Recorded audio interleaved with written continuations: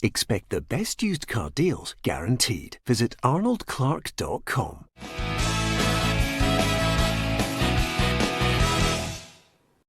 Welcome to Peter and Roughie's football show, sponsored by Arnold Clark. It is Friday the 20th of March. I'm Peter Martin. Great to have your company and your support for PLZ Soccer on YouTube. Thank you very much for joining us here for Friday's programme. And in the studio, Alan Rough and Barry Ferguson are here with me to talk football and the ongoing issues that are troubling the game.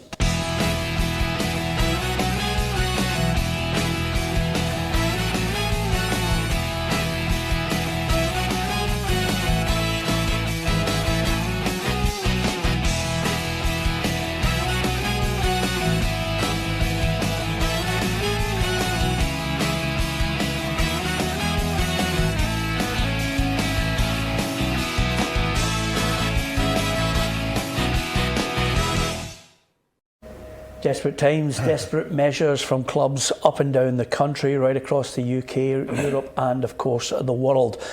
Football, like so many other businesses, having to cut their cloth accordingly. And now we have a story this morning which suggests that Daniel Stendel, the Hearts boss, Roughie, is willing to work for free.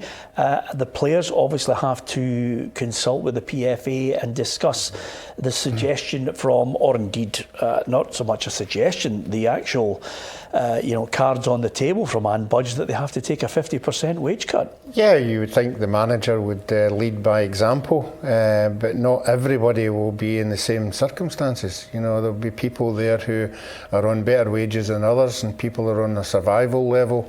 So it's a very, very difficult one, and it's good that the union are going to take part in this. So they were very active in the last time when these things happened. I think once at Hearts as well, when the players were in this situation. So they'll know exactly what they're going to deal with, but it's a difficult one for players just now. Yeah, I love it when agents come out and say if Hearts were relegated, then Daniel would obviously not be the Hearts manager. Mm-hmm. Really?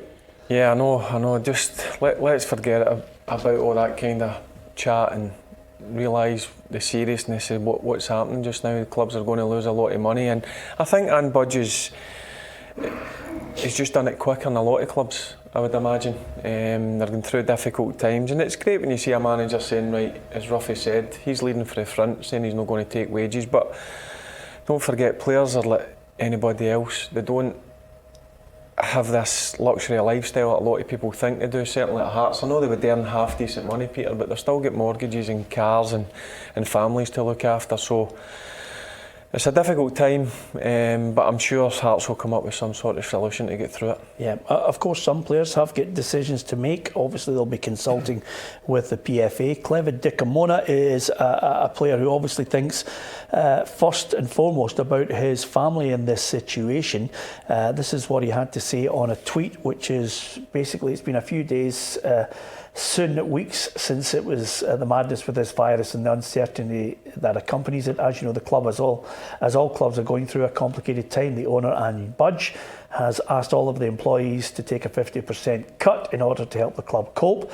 I have simply agreed to help the club by adhering to the request of the owner, as I've indicated. I'm also ready to re-sign a contract with the club as soon as the situation will be clear, and especially if the club wishes to make me a new contract as well. But because, as everyone knows, I'm attached to this club, and Hearts will obviously be my priority for next season, the end of my contract comes now rather than May, simply to allow me to return to France now with my family, and that in good condition, and not in the will to flee my responsibilities with the club or to anticipate a transfer window which obviously would give players a chance to move on. And as you can see, he goes on to say, the present moment I haven't anticipated anything. My main concern is the well-being of my family and to help the club. I wish you all the health and see you soon. So here is a player who's said basically, okay, I'll end my contract. If they want me to sign next season, I'm more than happy to, but I want to go back to be with my family. I think that's fair. Yeah, that's what I'm saying. Every footballer like him will have his own mind of where he wants to go with this. So there'll be a lot of players who have just joined the club, like him, who are enjoying every minute of it. There'll be other players who might not think it's a good deal for them. There will be some who will see it as an easy way out to make some money, as some players do. that's the way of the world. You know, I think agents will be hearing more for agents in the days to come, because they often have a big say in their own players. Yeah, of course. I think the one thing, certainly from the response late last night from the PFA, is maybe Hearts have jumped the gun on this one, especially when you consider that players have contracts and the PFA want to look after the players. This is what the statement said from Fraser Wishart. The health and well-being of our members is of paramount importance during this unprecedented situation facing our game. There is so much uncertainty and speculation in the media, and with the situation changing on an hourly basis, it's a difficult time for players, staff, fans and the public. No one knows what's going to happen over the coming weeks, but we're working behind the scenes to put together contingency plans to deal with whatever implications may arise. We met with our lawyers to discuss employment rights going forward, ensuring all players remain safe and their contracts are honoured, working with the governing bodies and the mental health of our members. And I think the general gist from the PFA, Barry, is quite simply, you have to all get together to communicate before we get to a situation where you're offering ultimatums to people on their contracts, which they have signed into with the clubs. Yeah, look, some of these guys, Peter, will be on 2 or 3 year contracts. When you sign that contract, you're expected to get paid it. Look, Fraser's protecting his players, which he's got to do. I can understand Anne Budge's side as well, because quite simply she's got to act as a business person for the safety of the club as well. Yeah, she's got to protect the club, Peter. That's, I think, over £1 million they're going to lose, which is a hell of a lot of money. Obviously, the amount of money they've spent on the stadium and also on players. So, look, it's tough times. I think Fraser, as I said, he's protecting his players, and Budge's obviously protecting her club. I think the best thing is to get round the table and come to some sort of solution. And I'm sure the players will understand the circumstances that nobody could have seen coming with this virus. So I'm sure at some stage they'll all sit round the table and thrash a certain deal out. Yeah, absolutely. And I think, Roughie, it's fair to point out Hearts are not going to be the only club with a statement like this shortly. No, I said a couple of days ago there'll be some clubs better off than other clubs. There'll be some clubs, Ross County for example, who've got a very wealthy owner who said their players won't be cut because I'm going to do my best to keep everybody on board. That's very fortunate because he is a wealthy guy. And other clubs might not be in that same situation, and we'll know as the days and weeks go on that a lot of them will have to make big decisions. Yep, absolutely. Well, listen, a lot of people sometimes have the perception that footballers lead a glamorous life from the top right down to the lower league clubs, but many of them earn a wage that is similar to the common man and woman in the street. I caught up with the former chairman of the PFA Scotland, John Rankin, who's now a coach and still playing at Clyde FC, to get his thoughts on the current situation for players and clubs alike. Well, I'm delighted to say I'm joined by Clyde midfielder and coach John Rankin. John, thanks very much for joining us on the programme. First and foremost, difficult times that I don't think anyone has experienced in Scottish football, world football, to be perfectly honest with you. Players must be filled with a real amount of uncertainty about the future as an individual and the future of their clubs.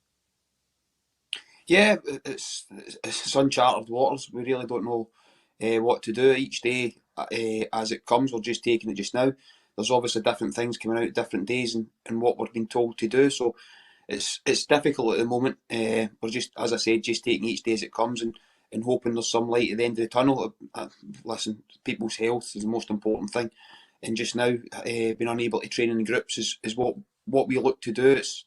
It helps, obviously, that you get people and peers round about you to try and get you through this time, but unfortunately we're not allowed near anyone at the club. Yeah, I mean, from your point of view, you've always been fit anyway. I don't think training will be a problem for you on your own. Well, I don't know. I've spent 10 months trying to come back, Peter, and all of a sudden you get yourself fit and that's the game's cancelled. So it's a frustrating period. The gyms are closed, as you know, so you're out 6, 7 o'clock in the morning before anyone gets out, and you're trying to do a bit. So you're going down and basically using pitches that are unused at that time. In fact, they're all unused just now anyway. But you're using an area where you can and trying to get as much in as possible. not to mention when you're at home and they're maybe sitting watching something and you're driving the wife and the kids crazy when you're maybe trying to do a couple of press-ups or some, throwing some sort of exercise in. But it's just that everyone's been sent home programmes, and listen, I'm an adrenaline junkie, I always have been, and I need to do something. But everybody's suffering this throughout football, and it's not just us, because you obviously see people in gyms and stuff throughout the country as well, and they're not accessible, so it becomes difficult at this time. You, as a former PFA chairman, will know the difficulties that players face. There's a general perception that players live this luxurious life, earning thousands and thousands of pounds.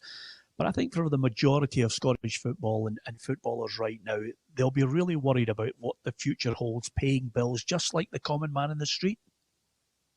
Yeah, it's difficult. We all know it's really hard, because the clubs are reliable on supporters and getting games and games getting played and income through merchandise and everything else. But if there's no games and you're being told to self-isolate and supporters aren't getting out, then it becomes difficult for clubs to continue afloat. It's really difficult, and it is worrying times. But listen, there's nothing we can do. We just have to go on with it. And as I said at the beginning, the health's the most important thing just now, and keeping everyone safe. It's frustrating for not just players, but for everyone throughout. And it's a difficult period, and one I'm sure we'll get through. But just now, it's about keeping ourselves healthy. And obviously, everyone's got training programmes. All clubs have followed the protocol. Have got training programmes, and players are trying to keep themselves fit in that way. Yeah, just one final point on this, John. A number of clubs are obviously cutting back. There are a number of clubs that still haven't come out to explain their financial situation. Do you think now is the time that we should, apart from obviously hoping that there's financial help there, do you think now is the time to start talking about, let's reconstruct the leagues, let's expand them, and let's start afresh whenever the season gets started next season with more clubs, and maybe take away the threat of relegation? Yeah, there's all sorts of options available, Peter. Me personally, I would like to see the league being completed. I would like to see all games being played. Whether that happens or whether we have a timescale to do that, I don't know. We always hear in this country about summer football. It may be an option to do that just now. That's for the powers that be. But there's all sorts of scenarios that can come up, in different, obviously, leaders of the football in Scotland will be coming together now to discuss these options and different scenarios. The main thing for the players is, as I said at the beginning, their health, and then getting back on the football pitch. It becomes difficult at this time, and a frustrating period, because you don't know how long you're actually self-isolating, training, you're on your own until you can get back in the group. That's extremely difficult, and there's always a target as a player, whether it be pre-season or during the season, a game or getting back. But just now we're left in limbo. We don't know what's coming, when the next game will be played, and if there'll be a game played again before the end of June. Obviously, we're desperate to be back, but at this time, for our family and loved ones, it's good to be about them, and they're obviously struggling as well with it, because no one knows what's going on.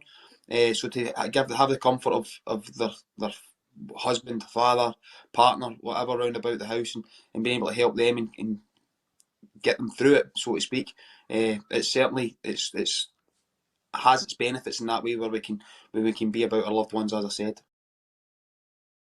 Obviously, players are now in a situation where they're with their families, as John Rankin mentioned there, Barry. They've got to train on their own. They've got to try and keep themselves fit. Who knows when they're going to be able to get back and collectively get together as a team. But yet again, the uncertainty. John at Clyde, he's had a good career, but he'll know that clubs will eventually start doing what Hearts are doing, and some clubs might not.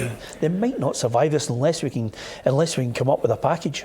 Yeah, it's worrying. Look, Peter, I'm in a similar scenario, part-time at Kelty just now, and I've not seen the players for a week. I'm trusting them to go out and do their runs, because we can't train at the stadium. They're out themselves on a Tuesday and a Thursday and a Saturday afternoon. So it is worrying times. I don't know. Look, I don't know when the money's going to run out. Maybe 2 or 3 weeks at the club. Because we rely on people coming through the gates. Our hospitality is a big part of the club, and also a social club, which brings in the vast majority of the money, and that's had to close. So it's difficult times for all part-time players. And again, they're all in short-term contracts as well, year to year, Peter. So they'll know where the next wage is coming part-time wise. Yeah, as far as getting games played, I mean, the joint response group of the SFA and the SPFL have released a statement, obviously with the line in the sand now from UEFA on June 30th.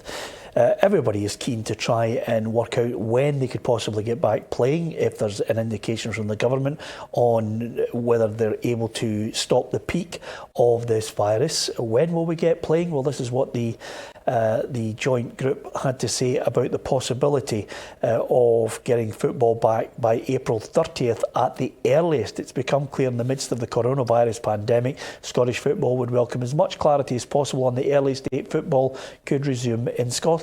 The SFA is supportive of UEFA's postponement of Euro 2020, but has already indicated there is a limit to what can be done to prepare for the playoff match against Israel, scheduled, of course, for June. It remains ambitious to believe that the match will go ahead as scheduled. Football in Scotland will not resume before April 30th. The medical advice is we will not have reached the peak of the epidemic by then, and the escalating measures which restrict the ability to play football matches will likely remain in force. It remains Scottish football's firm intention to begin the 2020-21 season as soon as is practically possible later this year.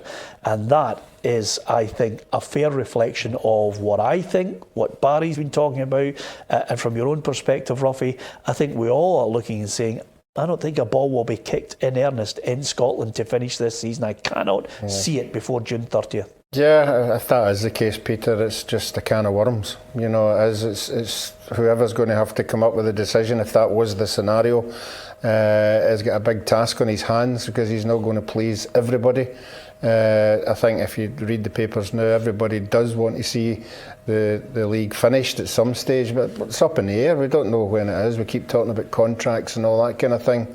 It's a tough one. Yeah, and let's be clear, it's not going to finish, Peter.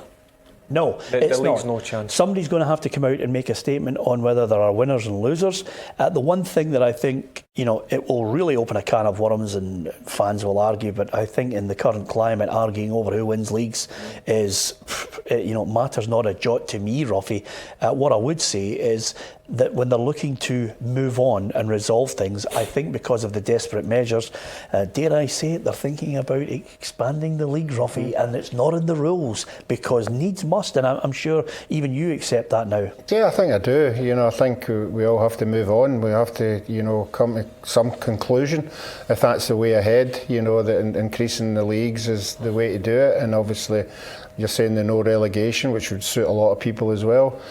But again, I just can't get my head around how we agree to it all, because you've seen it over the last 2 or 3 years, and we go to a vote, or the clubs all go to a vote. They're all over the place. They're absolutely all over the place. So we're really hoping this is the kind of thing that pulls them all together and we come up with the right decisions. Yeah, well, desperate times, desperate measures, and of course what you need is a collective responsibility, and what you also need, Barry, is you need clubs to communicate with each other and understand for the greater good is for everyone rather than for individual greed.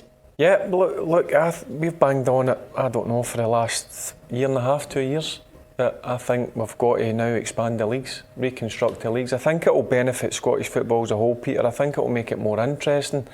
And you know what, see about all this argument about are we going to give titles, or are we going to let people get promoted or relegated? See, whatever decision comes out, we just need to accept it, because there's going to be no football whatsoever played this season because of this virus, and that's the most important thing. People's health. Football becomes secondary, but they'll come up with a decision, and people won't like it. People might be happy with it, but you know what? We just need to accept it. Yeah, it's March 20th. Obviously, the football show we intend to carry on as long as we possibly can, all the way through the forthcoming months, and bring you all the news as we can and chat to you. If you want to give us your thoughts, you can at PLZ Soccer and social media on the Twitter. Facebook Live, we are going to continue that. I'm going to give you the details of it in the next couple of seconds. And also PLZ Soccer's Peter and Roughie football show will continue on YouTube as well. Thank you for all your subscriptions and your following the programme. We really are delighted that you become part of this football family. First and foremost, what I would like to say is with our social responsibility, we will all be broadcasting from home as of Monday. So basically, we'll all be in our homes with a wee bit of technology that will still bring you the football show, that will still bring you Facebook Live, and we will still bring you the podcast as well. So if you do get a chance, download the podcast on Spotify, Libsyn, Deezer and Apple, and you can watch it on our PLZ Soccer YouTube channel. Our guest this week is Hugh McDonald, who is reflecting on 45 years of journalism as a sports journalist, some fantastic matches, and as a football fan, some great teams that he's watched down through the years. It really is a good listen. And of course, Roughie chips in as well with a sad memory from 1978, in fact 1985, 86 season, I beg your pardon, about the late great Jockstein. So there's lots of good football chat in it as well, with Hugh sharing more than a few memories. So we'll be in our house. Roughie has got some fantastic memorabilia that he'll be showing you from behind the camera shot. Barry, we're trying to convince to get into his man cave and broadcast from there. Roughie, I don't know if we're going to pull that off, do you? I think it'll be tremendous. It'll be an eye-opener, to see what's in that man cave. Yeah, absolutely. It should be a competition. What's in Barry's man cave? Anyway, apart from anything else, we're going to try and bring you as much fun as we possibly can. Some great features. And next week, who would be your player of the year if we don't kick another ball again? Who's your player of the year, your young player of the year? Who's giving you the most fun in a post-match press conference? Lots of things we'll be doing. We'll also want to know who's your cult hero from the history of your club. So we'll keep it real. We will try and entertain you all the way through this horrible, horrible disease. And from Roughie, from Barry Ferguson, from myself, Peter Martin, and all the staff at PLZ Soccer, stay safe, stay with us, join us on Monday if you can. Thanks for watching.